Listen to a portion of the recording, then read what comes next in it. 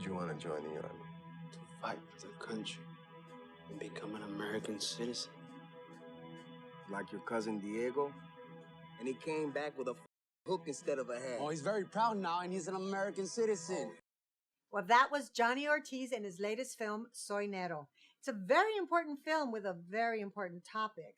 First of all, welcome for being here. Thank you. Welcome, Johnny. Very excited. I love this area. It's like the trend talk, like just talk about the stuff that's going on. Everything that's trending. And you have so many things going on that are trending, right? You were on the John Legend video, Juanes. Obviously, you have Soy Nero. We're going to talk about all of that later. But the first question, how did you get into acting? Because it's such a non-traditional career. Well, how did I get into acting? Well, I was 5 years old, and I remember calling 411. And I called 411 and I asked, how do you become an actor? You called 411? Yes, correct. Wow. And I remember the lady that answered, her name was Star, and she told me... Star? That's like already, right? That was interesting, just to hear, like, Destiny. pick up, like, her name is Star. Right. So I told her, I want to get into acting. I was a kid, just adorable, you know, just on the phone trying to become an actor. And then, I don't know where she gave me this information. I called the next day. I was very happy, but it happened to be a false number. Didn't you though go to Casa 011 Well, and that's it was where you started? before I even entered Casa. You understand that I was very you know how they say kids, they turn rebels when they're 13, 14, 15, Yes. 17 rebels? Well, I started seen very it. young. Uh-huh. I started at 5, 7, 6, 8, 9, where I was just didn't want nothing in my life. I just saw myself. I wanted to be a gangbanger. That's what I looked up to, my cousins. So I joined a gang when I was 10 years old. I got stabbed here when I was 10. And did you say you were in jail? yes, I was in jail. I Wow. did 2 years in juvenile hall. At the age of? The age of, I believe, 13. 13. 13, Wow. I did it at 13, and I got released. It was 2 years. I got released around 15 and a half. Within that time before I entered jail, a week before I entered jail, I went to the school where it was a nonprofit. It was a school called Excel, and there's a substitute teacher that came out there and I asked him, how do you become an actor? He's like, well, you need an agent, a manager, a lawyer. I'm like, well, that's cool.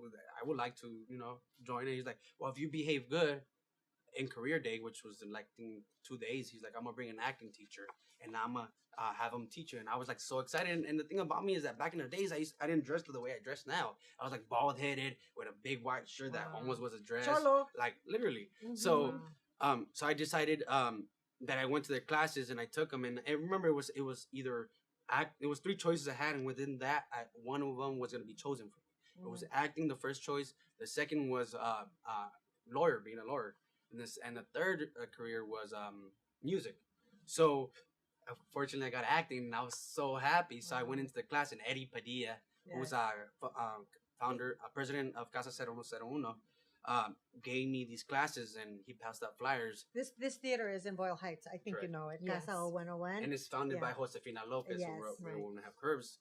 And she's become, I made a lot of mothers within the industry. That's amazing. But But I went in. so then you got your first film, which was Strike One, which was with Danny Trejo. Correct. And you were what, 17? I was 15. 15. I barely came recently out of A prison. jail. Juvenile. And then you're working with Danny Trejo. You're in the first, Hollywood film. And what did you learn working there? And what's one of the best memories you have? Well, you gotta go. That was first in my beginning of my years of working, and also in the beginning years of transitioning from gangbanging to from the streets to acting. So when I landed that role, it was exciting. It was like, wow, I'm playing opposite with Danny Trejo, and not only that, but it was interesting because the role talks about a young kid that's put into the juvenile system and how the system is kind of made to ruin the youth. Your life. My life, basically. Mm-hmm. Then after that, you did big budget projects. Mm-hmm. You were in McFarlane with Kevin Costner, and then you also did ABC's American Crime, which again, lead roles. So, and now you're in this very important film, Soy Nero. Tell us about that film, because that's you. I tend to think that you are very driven by causes, and this one has a cause. Well, Soy Nero, it's a film that I did which was co-produced by Mexico, France, and Germany. Mm-hmm. And it's a film that talks about a young kid that crosses back to the United States from Mexico, where he's lived there his whole life. Right. He knows English perfectly, and how the system's trying to say that he doesn't belong there. So he's trying to feel home. So the only way of feeling home and joining home and feeling that he's part of home is going to fight for his country that he believes in and that he's lived there his whole life.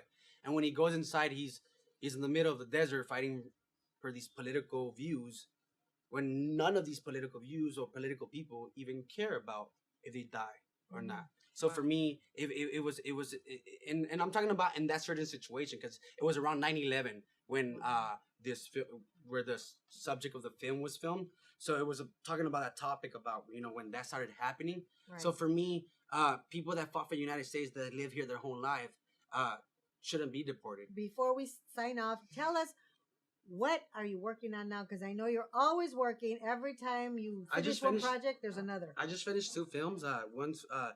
One's based on a book called Bel Canto. In 2002 or 2000, it won the Best Orange Prize. And how do you say best award-winning or something book?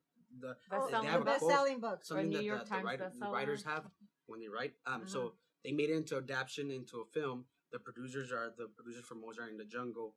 I'm very excited because Julian Moore, Ken Watanabe, Christopher Lambert, me, Johnny Ortiz, we're part of this film, and this film is very beautiful because this is the first film that I've done that actually brings internationally actors from Germany, from France. And you keep working with these top names in Hollywood. What's the other project that you're working on? The other one's called Icebox. Icebox is, how can I say it? Icebox is, the producers are the ones who wrote The Simpsons, the co-creators of The Simpsons, James L. Brooks. The EPs of this film is Gael Garcia and Diego Luna. Oh, So, all right. And if you can give us one line of what it means, like what it's about. Icebox. Icebox. So is it about? It I can't say that much about it, but what it is talks about. It's about immigration. Give us your social media. Where can they find you so they can keep up with all the stuff you're doing? You guys can find me on MrJohnnyOrtiz, which is Mr. Johnny Ortiz, on anywhere on Facebook, Snapchat, Instagram. Well, thank you so much. What an incredible journey from, being a gang member to jail, now to working with top superstars in Hollywood. Anything is possible. You're proving that. Obviously, you have the talent for it. Thank you so much for coming here. And obviously, we welcome you back anytime. Thank you. Coming up next, we have another young Latina actress who's doing so much in Hollywood and has a lot more potential as well. So don't go away. Olga Aguilar coming up next.